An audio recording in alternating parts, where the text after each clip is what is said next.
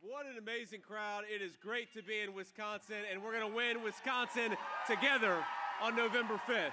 Now, I am so grateful to all of you, grateful for coming out, grateful for all the work that you've been doing on behalf of our campaign, grateful for getting your neighbors out to the polls, because we need to get every single person, everybody that we can, out to vote in November.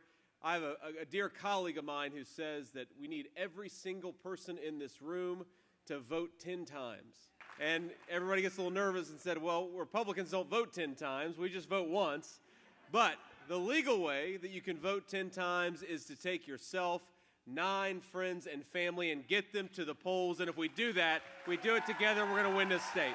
You know, because that's what's so amazing about the people power that animates this campaign. We're never going to have the mainstream media. We're never going to have the Democrats, allies in the press, but we have the truth and we have the people, and we are going to win Wisconsin because of that. Those are the 2 most powerful forces in American politics.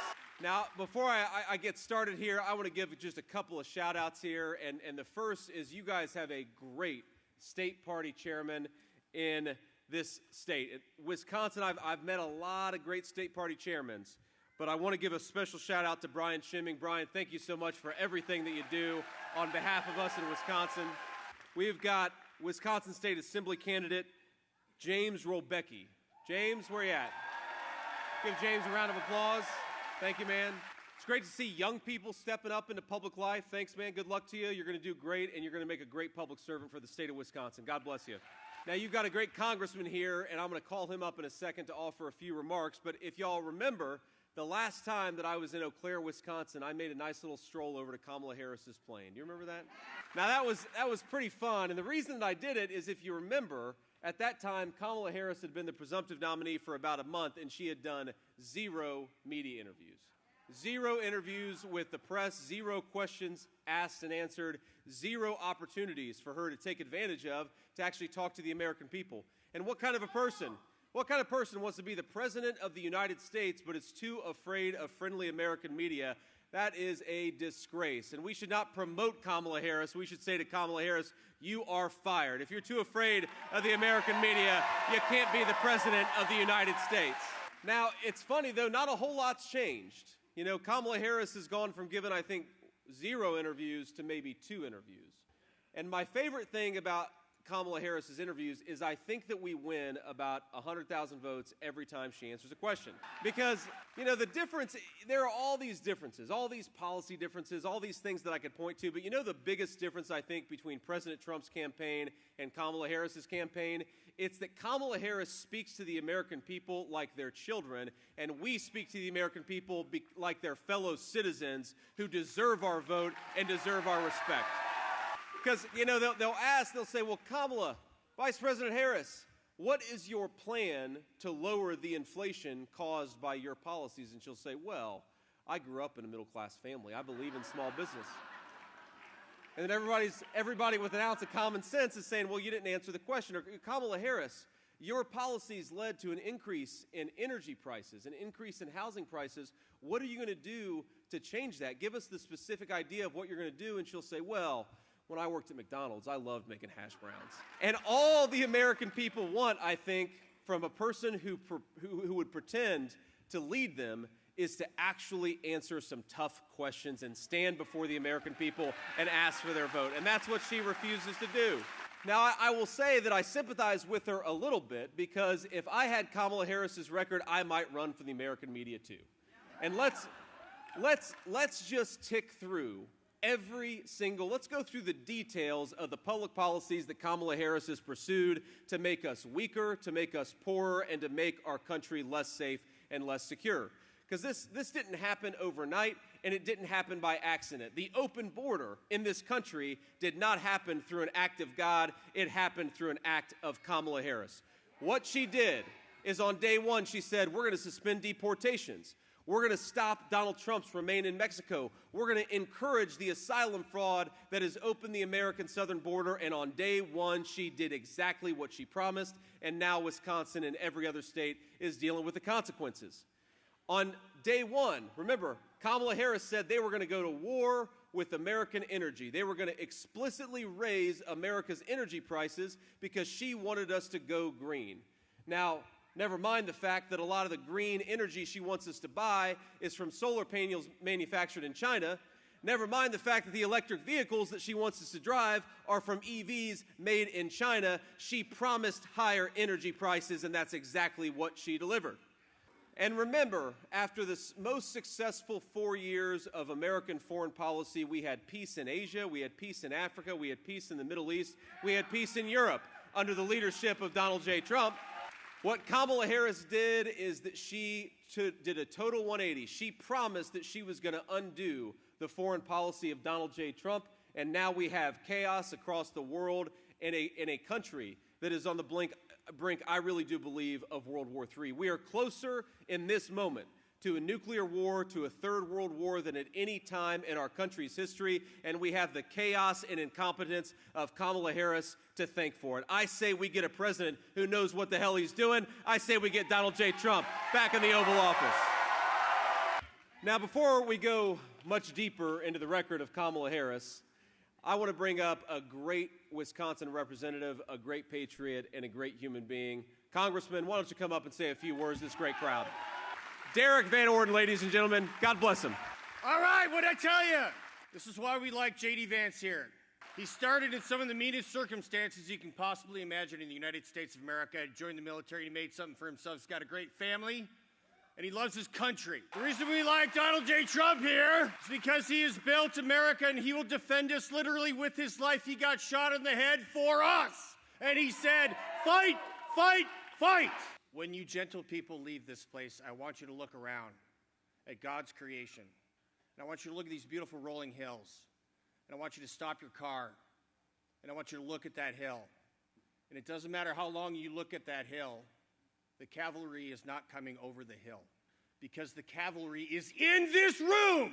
So, Mr. Future Vice President, I'd love having you here. You are always welcome. We will fill you up with cheese curds to the point where you're not going to be able to walk. Give my best, our best to your family and to President Trump, and God bless you, sir. And let's go win something!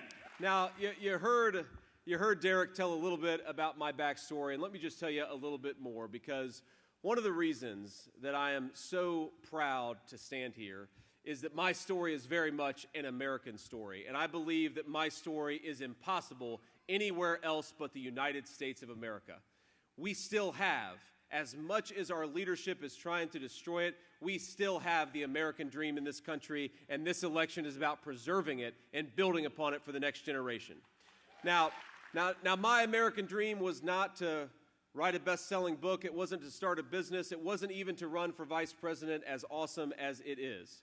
My American dream was to be a good husband and to be a good father, to give my children the things that I didn't have when I was growing up. Now, it would have been impossible without the great bounty and incredible kindness of this country, from public school teachers who took care of me to the incredible opportunities of the United States Marine Corps, and Semper Fi to all the Marines out there. But it very much would have been impossible without the love and the support of a very, very strong woman, my grandmother, who took care of me when my mom couldn't take care of me. God bless you, ma'am. And I know between the fentanyl problems, the opioid problems, or sometimes just the circumstances of life, we have got, even in this room, some strong grandmas and some strong grandpas. Let's give it up. Thank you all. God bless you. We love you for doing what you do. For taking care of kids you didn't necessarily plan to take care of. We love you for it. We're grateful for it. Look, I don't know that I ever said thanks to my grandmother, at least not when I was a snot-nosed kid. But I wish that she could see this room and this crowd today. This is a great testament to our country and a great testament to what is possible in the United States of America. I shouldn't be here, my friends. I shouldn't be standing up here, but I am, because this is the greatest country in the world. Now, my grandmother, for those of you who haven't read anything about me or heard anything about me who missed my RNC speech, she was a woman of many tensions. She was a woman of very deep and profound Christian faith. My grandmother also loved the F word. And, both of those things were true, and I needed both. I needed the discipline, I also needed the love. I needed the Christian faith, and I also needed to be cussed out from time to time, because I was very often a kid who was not making the right decisions. And thank God that I had my grandmother to put me on the straight and narrow. But because I grew up in a family where money was often tight, and because I grew up in a neighborhood where things weren't always easy, I see the problems of Kamala Harris's economy and Kamala Harris's open border differently, I think, than a lot of leaders in Washington, D.C. Because I remember when my grandmother was negotiating with somebody from Meals on Wheels for a little bit of extra food so that she could share with her grandchildren. And I wonder, for the millions of families across this state and across this country who are struggling to put food on the table, what does your life look like when groceries get 25% more expensive, as they have under the policies of Kamala Harris? And as much as things weren't always easy in my neighborhood, you know one thing we always had, because we believed in this country, Democrat or Republican, rich or poor, every single child deserves to grow up in a neighborhood with basic public safety. And that is maybe the most dangerous thing that Kamala Harris has done to this country. Because she wants to defund the police, and because she has waged war on law enforcement, and because she has opened up that American southern border, we have taken from every American child what should be their birthright in this country. We have taken public safety away, and it's time to give it back to them, and that's exactly what President Trump is going to do. Because I want to tell you a story, of course, of a person who, of a family that has been affected by Kamala Harris's open border. And I want to tell you a couple stories, actually, because it drives home how much we have failed. Our leadership has failed this country. Now, if you watched the Republican National Convention a few weeks ago, you probably saw this incredible, beautiful, brave mother who had just lost an incredibly handsome young man, a 14-year-old kid, I believe. And she lost that 14-year-old son of hers because he died of a fentanyl overdose. Now, I saw some trolls, some very mean and sick people, on the internet, on social media, talk about how this child died because he made a mistake. He took drugs, and those drugs were laced with fentanyl. And I think, first of all, how disgusting do you have to be to attack a young mother who's talking about her beloved child? But more importantly, don't all of us want to raise our children in communities where they can make childhood mistakes and not have it claim their life? I am the father of a 7-year-old boy, a 4-year-old boy, and a 2-year-old baby girl. And I love them with all my heart, and I know, like every single kid in this country, they are eventually going to do something that really pisses me off. It's just what happens when you're a father. In fact, they do that every single day right now, and they're only 7, 4, and 2. But I want them to grow up in a country where the streets are safe enough where they can make a mistake and learn from it rather than have it take their life. And that is what we need. We got to get back to public safety in this country. Now, I want to talk about another story because it's so close to here in Wisconsin, and it drives home that every community is a border state. Every community is a border community because the problems that Kamala Harris has imported through that American southern border have now gone nationwide. I talked to a local Wisconsin law enforcement officer just a few weeks ago. He said, we're arresting Mexican drug cartel members an hour outside of Milwaukee. And you realize Mexican drug cartels are operating outside of Milwaukee. And we have, of course, the town of Prairie du Chien. And earlier this month, I'm sure I'm not telling most of you something you don't know, earlier this month, that town felt the sting of Harris's open borders. Because an illegal immigrant, a gang member from Venezuela, crossed the American southern border. He went to Minneapolis, was not deported because it's a sanctuary city, thanks Tim Walz. He went to Madison, Wisconsin, and was not deported because it was a sanctuary city. And then he went to this small Wisconsin town and committed sexual assault against a mother and a young child. He should have never been in this country, ladies and gentlemen. And when Donald J. Trump is president, all of them are going home. We're going to deport the criminal migrants in this country.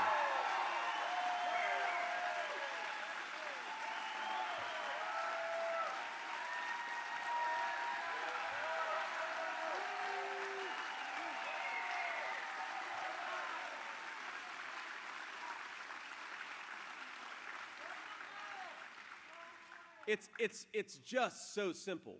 This is not rocket science. That guy, if you look at his rap sheet, his criminal arrest record, he had every red flag, every siren was going off. Not only should he have not illegally immigrated into our country, but he should have been deported after he was arrested. And he wasn't, thanks to the policies of Kamala Harris. Now, what kind of a person wants to lead this country but pursues policies as vice president that allows a violent criminal illegal alien not just to set up shop in our country, but to not be deported after he commits a violent crime? What kind of a person wants to lead the United States of America, but wants to bankrupt Medicare by giving it to illegal aliens and encouraging people to stay in this country? What kind of a person says that she supports law enforcement, but just a few short years ago attacked law enforcement and said that she wanted to defund the police? And what kind of a person says that she stands for working people in this country, but thanks to her policies, the cost of everything from food to housing is unaffordable for the majority of American working families? What kind of a person does that? Her name is Kamala Harris, and we will not let her anywhere near the White House in this country. Now, I think the contrast here, the contrast between President Trump's policies and Kamala Harris's policies, it's really just unbelievable. I mean, Kamala Harris wants to suspend deportations. Donald Trump wants to re-implement deportations. Common sense. Kamala Harris wants to spend trillions of dollars and hundreds of billions of dollars on Chinese-made electric vehicles. Donald Trump wants to manufacture more in the United States of America, build America, buy America, and support American workers in the process. Kamala Harris wants to defund the police. Donald Trump, and I think I speak for every person in this room, we want to back the blue and make it easier for those police officers to keep us safe. Kamala Harris wants to raise the price of energy, which would impoverish millions of Americans. In fact, it already has. Donald Trump wants to drill, baby, drill, and on day one, that's exactly what he's going to do. So the contrast couldn't be clearer, and I think that's probably why Kamala Harris hides from the American media. She knows that if the real Kamala Harris was actually out there, then the majority of the American people would reject her. And that is exactly what we have to do. Just tell the truth, ladies and gentlemen. Tell the truth. Get it out there about Kamala Harris. Get it out there about our great president, Donald Trump. And if we do that, we are going to win Wisconsin, we are going to win the nation, and we're going to take this country back. Now, I'm going to take some questions from reporters, but before I do, let me just leave you with a couple of thoughts. The first is, of course, it's one of my first public appearances since the second assassination attempt on Donald J. Trump. And I'll tell you what was going on Sunday afternoon. I was sitting with my 7-year-old, and we were playing video games, because we always play video games whenever Mom leaves the house. And by the way, we've got my lovely wife, Usha, here in the front row. Usha, I love you, honey. One of these days, I'm going to make Usha come up here and speak for about 35 minutes, but I'm going to be in the doghouse when that happens. But we're sitting at home. I don't know exactly what time it was, probably 1:30, 1:45, and my phone rings, and it's President Trump, and I pick up the phone. I'm like, hey, man, how you doing? He's like, JD, they tried to do it again. I said, what are you talking about? He said, they just tried to shoot me again. And, of course, you know, my heart skips a beat, and I think immediately, well, sir, are you okay? Right? I mean, you sound okay on the phone. Hopefully, physically, you're not calling me from the hospital, but are you doing okay? And, of course, President Trump, in classic style, said, yeah, I'm doing fine. And I could tell. It didn't bother him nearly as much as it bothered me, and I wasn't even there. And then he says, the real problem is that I was on the 6th hole and I was about to make a birdie and they wouldn't let me finish. And yeah, that's funny, but it hit me that what we need in these troubled times, what we need when we have a war in Europe, a war threatening in Asia, a war threatening in virtually every continent all over the world, what we need is the kind of leader who can take an assassination attempt, get back up, and go back to work for the American people. That is courage under fire, and it's sorely missing at the White House. Because, you know, you never, look, there are disagreements that we're going to have, even in this room, on public policy. There are things that I'm going to say, or things even that President Trump says you may not agree with every single thing. But what you do know with Donald Trump is, first of all, you get exactly what you see. This is not a person who filters himself and hides behind slogans like Kamala Harris. He is exactly who he is, and he's damn proud of it. The other thing with President Trump is you get somebody who is competent and shows courage under fire. Because every president eventually gets that famous 2 a.m., 3 a.m. phone call. And who do you want answering the phone? Do you want a person who hides from the friendly American media, or do you want a person who takes a bullet to the head and stands up and says, fight, fight, fight? I think I know my answer. So I hope we can all agree that what President Trump showed was not just courage under fire, but the qualities of leadership that are necessary to actually lead this country. And we have an opportunity to put him back in the White House, but only if he makes it 7 weeks to Election Day, because we know that in this environment, unfortunately, it's not out of the question that somebody else might try to take another shot. And I hate to say it, but it's time for us to be honest about it, that the American media, the Democrats, the Kamala Harris campaign, they've got to cut this crap out or they're going to get somebody killed. Now, you hear a lot of talk about overheated political rhetoric.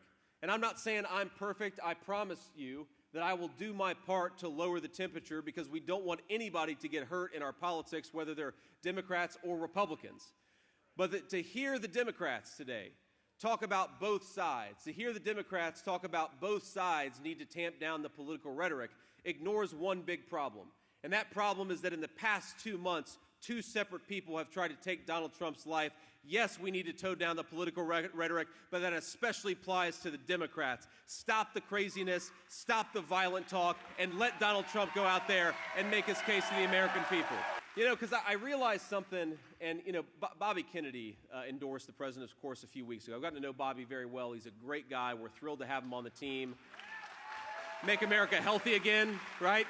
But I was talking about this with Bobby Kennedy. Look, what happened to his dad, whatever your political affiliation, whatever you believed at the time, whether you planned to vote for him or not, it opened up a wound in this country that I believe has still never healed.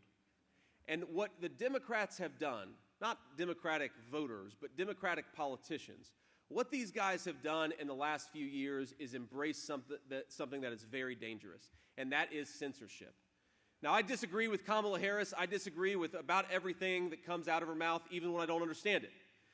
But I will vigorously defend every person's right to speak their mind in this country, because we believe in free speech in the Republican Party and in this movement. But think about all the ways that they've tried to censor Donald Trump. Think about the fact that Kamala Harris herself called for him to be booted off social media. Think about the fact that her political ally said recently that he should be eliminated. Think about all of the sham prosecutions. Think about every single thing that they've done to try to silence him and shut him up. And then consider, just yesterday, one of the chief surrogates of Kamala Harris's campaign is Hillary Clinton. And you know what Hillary Clinton said yesterday? She said that misinformation should be met with criminal penalties. That we ought to throw people in jail and silence them if they say something that Hillary Clinton disagrees with. And here's the thing. If you're willing, my friends, if you are willing to throw a person in jail because you disagree with what they say, then you're going to be willing to put a bullet in their head too. So the Democrats, I call on every leader in this country, not just tone down the rhetoric, but tone down the censorship. Let's have a debate with one another. That's what Americans do. Stop trying to silence people you disagree with. And I think if we have that debate, if we have that conversation, I really believe that the American people are going to make Donald J. Trump the next president of the United States. But it's not going to happen. It's not going to happen easily. It's not going to happen without us working for it and without us fighting for it. So as I understand it, there are over 500 people just in this room. That's a great crowd, by the way, and I'm thrilled to see every single person. But every single person here should try to be a force multiplier for this campaign. Because we all know that if you take 100 people who plan to vote for Donald Trump, by Election Day, 95 of them will have done it. And 5 of them, what are they thinking? Maybe a kid gets sick at school. They got to go pick somebody up. Maybe mom gets sick and they got to go take her to the doctor. Maybe something comes up at work where they're working late and they don't get a chance to go to the voting booth. We have got to get every single one of our friends and family, because unless we elect Donald J. Trump, the open borders are going to continue, the high prices are going to continue, the economic stagnation is going to continue, and our country is not going to be safe. So let's do our job. Let's fight for this country. From Wisconsin, we're going to send a message. And that message is, we're going red, the country's going red, Donald J. Trump is our president, and we're going to win in November. God bless you all. Thank you. So now we're going to take a few questions from the media, and then unfortunately I have to hit the road. But what I'd ask is that we start with the local reporters first. We'll take some questions from the local folks, and then we'll go to the national folks if we got time. First question. Love you, ma'am. Thank you. God bless you. Can you talk to us about why you are prioritizing coming to Western Wisconsin? This is your second time here. Why is this area so important to your campaign? Ma'am, I'm sorry. I couldn't hear the question. Could you just repeat it and maybe hold the microphone a little bit closer? Yeah. Can you talk to us about why this area is so important to your campaign? As you said, this is your second time here in Eau Claire. Well, first of all, I just think it's a beautiful area, and I love spending time here. So I'm going to come back as much as these fine people will have me. Thank you, sir.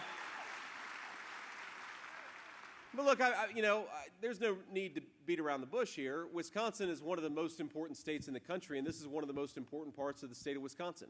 Because we know that we're going to win a lot of voters here, but only if people actually turn out and show up to vote. I mean, politics, I've learned this. I've been in politics all of 2 years, but this is not rocket science. You do two things in a political campaign. You try to persuade swing voters, and then you try to get out the people that are going to vote for you. You try to make sure they get to the polls. And we're doing both things here today. We're trying to take a message to swing voters that it could be so much better. Our country could be doing so much better so long as we get leadership that's fit to serve this great nation. That's number one. That's the message of swing voters. We could have lower grocery prices. We could have a housing market where young people can afford to buy the American dream of homeownership. We can have a country with a secure southern border. We can have neighborhoods that are safe for our children to walk down. These things are all possible. We just need better leadership. That's our message to everybody, but particularly to people who haven't made up their mind yet. And then our message to everybody else is, get out there, make sure you vote, and get your friends and family to vote too. And those two messages, I think, are why we're here in Eau Claire, and it's why we're going to win the state of Wisconsin. Next question. Hi, Senator. My name is Allison Fergit. I'm a reporter at WKBT News 8 in La Crosse, Wisconsin. So access to childcare is an ongoing issue in Western Wisconsin, and you've previously said grandparents and other family members should help out more. Unfortunately, that is not a reality for every Wisconsin family. So what policies do you and former President Trump support that would make childcare more accessible for our hardworking Wisconsin families? Yeah. So one, I didn't say that grandparents should help out more. I said that our government should make it easier for grandparents to help out more. And that's a very important distinction, because if you look at the public policies we have in this country, we spend a lot of money on child care, and rightfully so. There are a lot of families out there who are struggling with child care, and we want to make it easier for them. Look, the way I think about it is we want options, right? If you're a young mom or you're a young dad, you want to spend more time at home with the kids, we should make that easier. If you want to go back to the work after a couple years, we should make that easier. If you want to go to work right away, we just want people to be able to fulfill their dreams as they see them. That's what's great about this wonderful country of ours, is everybody's got something a little bit different. But here's the issue right now. Right now, government policy prioritizes one model of business-provided daycare. And there's nothing wrong, by the way, with that one model. But we ought to be promoting other access options for a lot of families. Like, for example, maybe you want to send your kid to a daycare, but maybe you want to send your kid to a church daycare. Or maybe you'd like to be able to get together with other families in your neighborhood to try to do something where each of you is taking care of the kids in your own way. Maybe one person takes one day off, one person takes Tuesday off, one person takes Wednesday off. Maybe that means that grandparents would actually like to be able to help out a little bit more, but they can't financially because they can't afford to take off from their own jobs to help out with mom and dad and the kids. There are so many different options out there, but what does the government subsidize? Just one. We only subsidize, we only support one model in this country. And what President Trump and I believe is that we ought to support every model. We ought to let people make their own choices in family care, not try to force one government-size-fits-all approach on everybody. But look, we have got to get this right. And, you know, we talk a lot about inflation. We talk a lot about groceries being more expensive. We talk a lot about housing being more expensive. But I meet families every single day out on the campaign trail, and some of the stories they're telling me, I mean, you get two kids in daycare paying $25,000 a year in childcare. I actually heard from somebody just yesterday who has two children in daycare and actually is losing money by going to work because of how expensive daycare is. And again, we got to just give people options. We got to give people choice. And You know, there are two programs here, the Child Development Block Grant, and there's another block grant where the federal government sends a lot of money to the states. We ought to be using that money in a way that benefits all families, not just the one-size-government-fits-all method. And that'll promote options in child care, that'll make our kids happier, that'll make our moms and dads happier too. Thank you.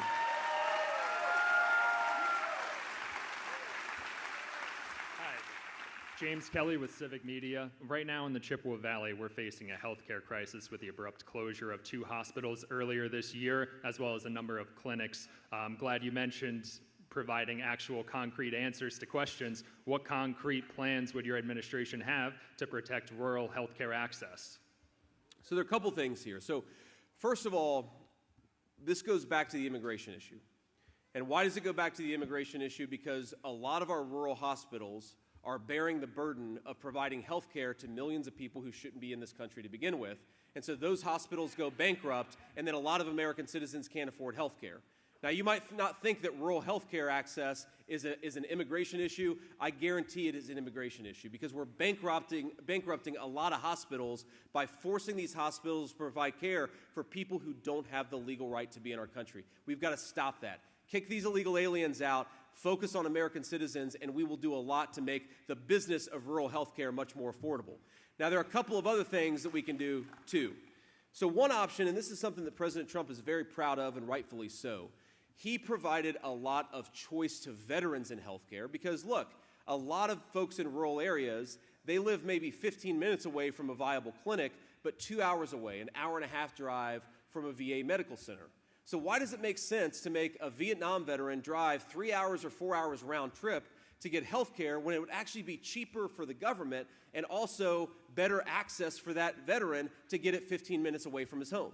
So give more choice to people, and then that veteran's going to a local service provider, which again makes that business model a little bit more viable. And here's the problem. The reason why all these rural health systems are going out of business is we're sending everybody to get health care services 2 hours away. And if there aren't enough patients for those rural health systems, then they are going to go out of business. So we've got to promote access. We've got to make it easier for folks to get to those hospital systems in the first place. I just gave you a couple answers: cut down on illegal immigration, promote veteran choice, but there's a lot more that we could do beyond that. And I think when Donald Trump and I are president, we will. Hi again, I'm Kim with WEAU. I didn't say that before, my bad. The Senate today blocked an IVF bill. Do you have any comments you want to share about that, especially considering last time Trump was in Western Wisconsin, he shared his support for that? So I think we have to be careful here because the Senate did not block an IVF bill. The Senate blocked a ridiculous show vote bill that had no chance of passing. And I think it highlights one of the problems that I really have with Kamala Harris's entire approach to government. We have to remember, Kamala Harris is the Vice President of the United States. Chuck Schumer, her ally in Congress, is the Senate Majority Leader. You have in the U.S. Senate right now probably 100 votes or maybe 99 votes that support fertility treatment and want to make it easier for young women to get access to fertility treatment. Now, did Kamala Harris and Chuck Schumer come together and produce a bipartisan bill? No. They shoved through a vote today knowing it would have no chance of passing because they wanted to be able to say, we support IVF and the other guys don't. But that's not a real support of IVF. That's political showmanship, and I think Wisconsinites are sick of it. Let's do real legislation and real policy in this country, not these ridiculous show votes. By the way, I take this a little personally because the most significant bipartisan legislation to get out of any committee the last 2 years in the United States Senate was a railway safety bill that I authored with some of my Democratic colleagues, okay? And the basic idea of this bill, by the way, is trains shouldn't be able to crash into rural communities or urban communities without any consequences. So we want to make those train companies operate a little bit more safely. That bill right now could pass the United States Senate. Chuck Schumer's not bringing it up because he's not interested in making policy. And Kamala Harris, she's not interested in making policy. They're interested in ridiculous show votes so that they can win elections. The American people deserve more. They deserve competent government. They deserve people who do things, who don't just talk about doing stuff. Yes, ma'am. Thank you, Senator. This is Veronica from CNN. If I could ask a follow-up question on the IVF bill. How can voters trust lawmakers' sincerity to protect IVF if both parties keep blocking every proposal for moving forward? Thank you. Well, look, I just answered that question. And what I said is, it is not an IVF bill, it's a Democrat show bill to say that they support IVF, when if they really supported access to fertility treatments, they would pass legislation that did exactly that, and they would get every single person in the United States Senate to vote for it. It's really not that complicated here. The problem that Republicans have, just substantively, the problem Republicans have with the bill that they're pushing in the Senate right now is that it would be a huge infringement on religious liberty. I want to protect people's access to fertility treatments. I'd also like to protect Christian hospitals' right to conduct their hospitals as they see fit. And you can do both of those things. We're a big enough country. And again, I think it highlights something where Kamala Harris's record is so different from her actual, what she says on the campaign trail. Her record's totally different from what she talks about. Because look, this is a person who says that she wants to turn the page on the culture wars. Well, we have a piece of legislation that could get 99 or 100 senators right now that would protect fertility treatments and promote access to fertility treatments. She's not working on that. She's not working on that legislation. She would rather use fertility treatments as a weapon politically instead of get something done for the American people. Donald Trump and I think totally differently about government. Let's get things done for the American people, even if you have to take political costs to do it. Yes, ma'am. Hi, Senator Vance. Katrina Kaufman, CBS News. So a woman who was behind an early Facebook post about the Haitian migrants in Springfield has now apologized for spreading false rumors. You say that you have a responsibility to share what your constituents tell you, but don't you also have a responsibility to fact-check them first? Well, I think the media has a responsibility to fact-check the residents of Springfield. And look, I think this is really interesting. I actually think this is really interesting, and I've learned a lot about the American media over the last week, and none of it's good, by the way, ladies and gentlemen. But look, what I've learned here is, first of all, I've got residents of Springfield who are coming to me with a dozen different problems. They've been talking about it for months or in some cases years. The American media totally ignored it until they showed up to fact check what some people were saying about pets. Well, why weren't you in Springfield, Ohio 6 months ago talking about the housing crisis? Why wasn't the American media in Springfield, Ohio 6 months ago talking about skyrocketing rates of accidents, of car insurance? Why weren't they talking about the rural health care problem?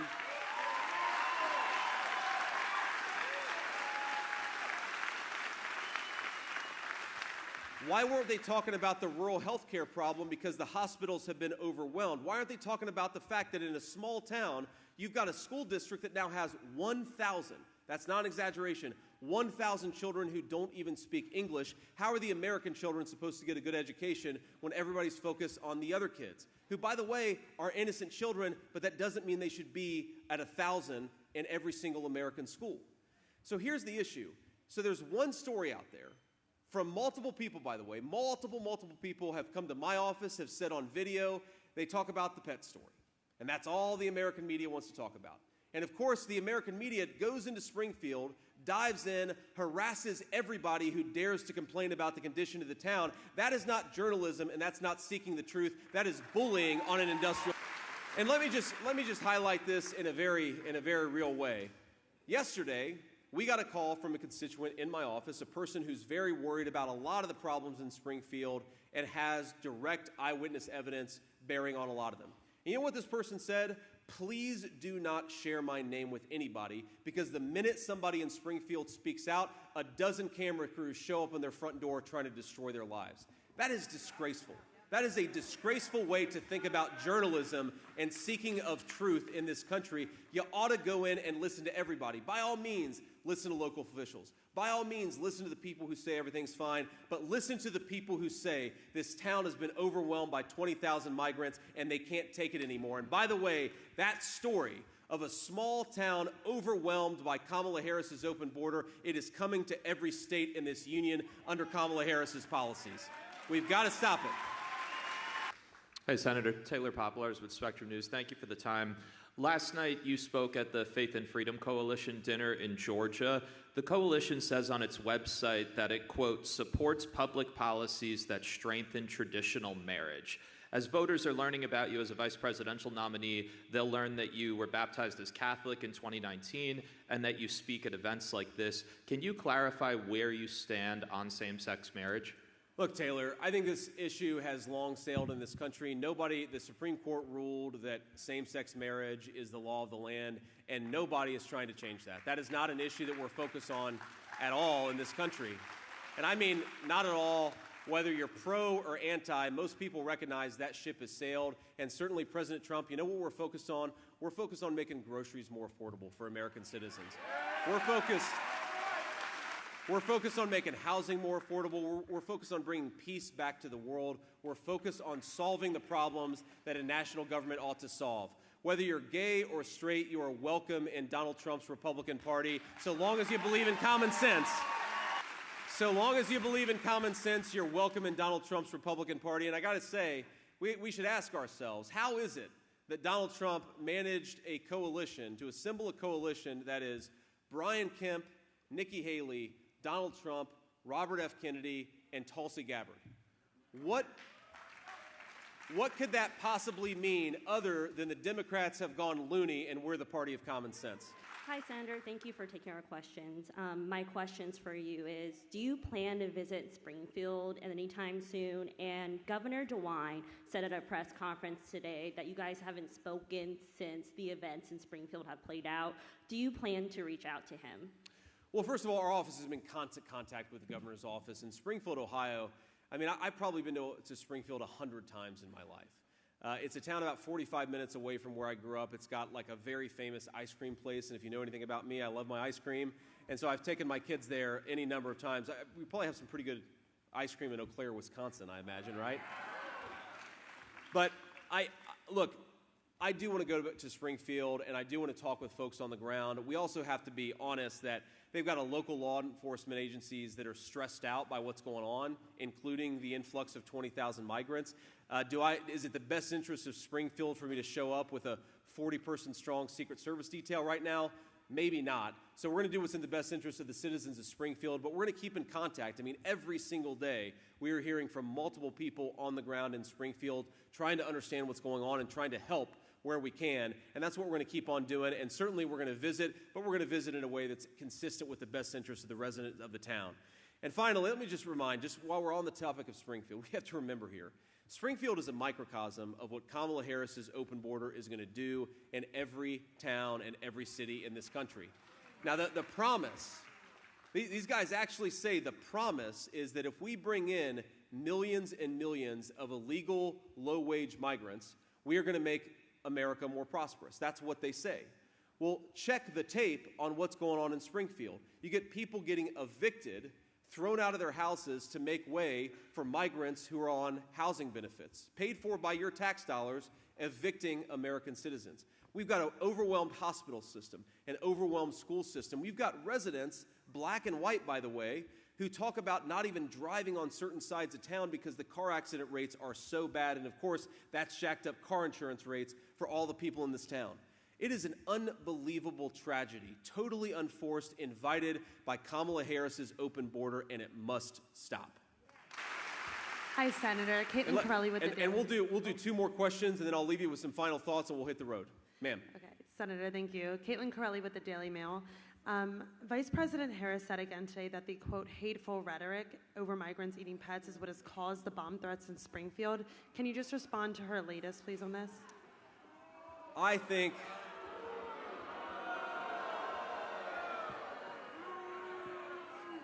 that's basically my response. Just put that in the paper, loud boos and 2 thumbs down. That's my response to what Kamala Harris said. Look, here's, you guys are going to get me all fired up again. I was ready to leave. Here's the thing about this. It's what happened in Springfield is not just disgraceful because it's made people's lives worse. What's happened is disgraceful because the way that Kamala Harris and her media allies have tried to silence the people from daring to complain that life has gotten worse in their own community, in their own country. Think about this. The argument was that because Donald Trump and I, and the many, many hundreds of residents of Springfield that we've talked to in the last few weeks, because we dared to point out that life has gotten worse for those citizens, we are somehow to blame because a psychopath called in a bomb threat. Now, that story actually got a little bit more complicated in the last 24 hours because you know who was calling in the bomb threats? People who were living in foreign countries. Mike DeWine, the governor of Ohio, came out and said the bomb threats are coming from foreign countries, and he actually said primarily one country. I'd like to know what country that is. But look, the media is laundering literal foreign disinformation in an effort to silence the citizens of their own country from participating in an American election. It is despicable, and it has to stop. We cannot... Think about it. Let's just say, God forbid, these bomb threats were being called in from America and not from a foreign country. It actually doesn't change it that much because, look, bomb threats are despicable. We condemn violence, and of course we condemn threats of violence. But we do not believe in a heckler's veto in this country. The fact that some psychopath is calling in bomb threats, does that mean the residents of Springfield are not allowed to be annoyed about housing crisis? Does that mean that they're not allowed to complain about 20,000 migrants being dropped on their doorstep? Does that mean a mom is not allowed to be frustrated that hospital wait times have gotten so long that her kids can't get treatment for basic medical conditions? That is a ridiculous principle. And the principle, actually, if you think about it, it's all about censorship. It's moral blackmail in the favor of censorship, and I reject it, whoever's doing it. Hi, Senator Jake Traylor, NBC News. Given your remarks on Sunday that you don't speak on behalf of former President Trump before you've spoken to him about an issue, I know you said the likelihood of a federal abortion ban coming to a president's desk is very unlikely, but given the topicality of the issue of abortion, don't you think that's something running mates should have discussed before? Well, we have discussed the topic of abortion many, many times. What we hadn't discussed is a ridiculous hypothetical of a federal abortion ban coming to his desk.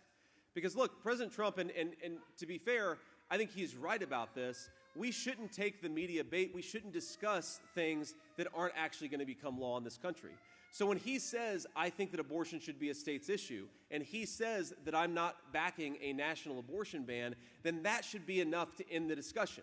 You take him for his word or you don't, but the idea, you could ask a million different pieces of legislation. Would you veto that piece of legislation? And I wouldn't have talked to Donald Trump about it unless he actually supports the substance of those legislation. So let's not engage in stupid hypotheticals. Let's not engage in something that's never actually going to happen. The president thinks abortion should be decided by the states. He's been as consistent as he could about that issue. You know, Mike, I'll give you a question just to be nice. This will be our last question. And this is the New York Times, so don't hold it against them. The paper of record, New York Times. I appreciate you inviting the tough questions and your crowd welcoming the tough questions here. The question is I'm sure you're going to ask me an easy one, though, Mike, just to make up for it. The question is about Springfield, not about the situation, but the style, which I think is something new that we're seeing on the campaign trail. You've said, regardless of what the exact precise facts are here, it's worth it to make the larger point of in town overrun by immigration issues.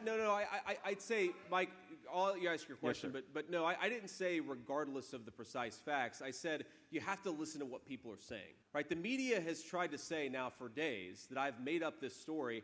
I haven't made up anything. I've just listened to people who are telling me these things. And when I said, and the media always does this, they're very dishonest, when I say that I created a story, I'm talking about the media story. By focusing the press's attention on what's going on in Springfield, I'm not making anything up. I'm just telling you what my own constituents are telling me. But ask your question. That's the point. Your willingness to shine a light on issues you see as important. Sure. And I'm wondering if you can describe, if you know where your line is on that. Something, at what point, what's something you're willing not to say in order to make a point that is important to you? Well, I mean, come on. If you know. Mike, well, it was Mike. a question for him, Mike, not the crowd. What I wouldn't say is that the New York Times is a respectable paper. That's one thing I wouldn't be willing to say. Look, all kidding aside, if one person had called me and said, I'm seeing this in Springfield, we maybe let that pass. When 4, 5, 6, 7 people are telling me they see something in Springfield, and on top of it, that there are certain people who refuse to listen to them, who refuse to take their concerns seriously, that's when it's my job as a United States Senator to listen to my constituents. That's really, it's very simple. I mean, look, there's a lot of crazy stuff you read about. I mean, one of these things, I don't know if you saw this story from a couple of years ago that, like, the Defense Department had declassified the UFO stuff. Did you see that? That was a crazy story. I don't talk about that because I have no idea what's going on. So my standard for whether I talk about something, Mike, is whether enough people that I trust bring it to me, at least to the point where I feel like I've got to investigate it myself, not just trust the media to do their job, because a lot of times they don't. By the way, to all the journalists there, if you do know anything about the UFO story, please tell us, because we're very, very fascinated by it. But look, let me leave you with just one final thought here. So, one thing that people ask me, and it's very sweet, it's very kind of them to ask me, but they always ask me how we're doing. They ask me, Anusha, how we're doing. And I'll say that in a lot of ways, running for the vice presidency, I know why they ask, right? Because they assume that running for the vice presidency is hard. But honestly, it's been the great professional honor of my life to get up here and ask you to be your next vice president of the United States. I wouldn't trade it for the world. I wouldn't ever complain about it. Thank you. Thank you. But the thought I wanted to leave you with is a fellow Waterboy fan over here. But look, I know why people ask, but let me just say this. First of all, it's a lot easier to run for vice president than it is to run for Senate. You know, Ohio's not that different from Wisconsin in a lot of ways. And running for Senate in the state of Ohio, I rode around in the back of one of my guys' used Subarus, and now I ride around in a 737, right? That's a pretty nice upgrade. Not bad. But what I wish that I could do is give every single one of you the perspective that I've gotten over this beautiful country over the last seven weeks. Because you fly into places like Eau Claire, and we were in Grand Rapids earlier today, and trust me, as a Buckeye, it's hard to compliment the state of Michigan, but it is a beautiful state. It really is one of the most beautiful states in the union. But you go to Arizona, and you see these beautiful, beautiful deserts and natural landmarks. You go into Nevada. You go into Pennsylvania, the mountains of central Pennsylvania, and every single day, I cannot help but think, my God, this is a beautiful, beautiful. It really is. I think that one thing that we ought to do, and one thing we have to do over the next 7 weeks, is remind the American people that, yes, this is a beautiful country. We've got the best workers. We've got the best cultural and historical traditions. We have got every single bounty that God could possibly give a nation, including natural resources that the Chinese and the Russians, they would love to have. The only thing that's broken about this country is the failed leadership of Kamala Harris. Let's send her back to San Francisco and give the country a president it deserves. God bless you all. Thank you for having me.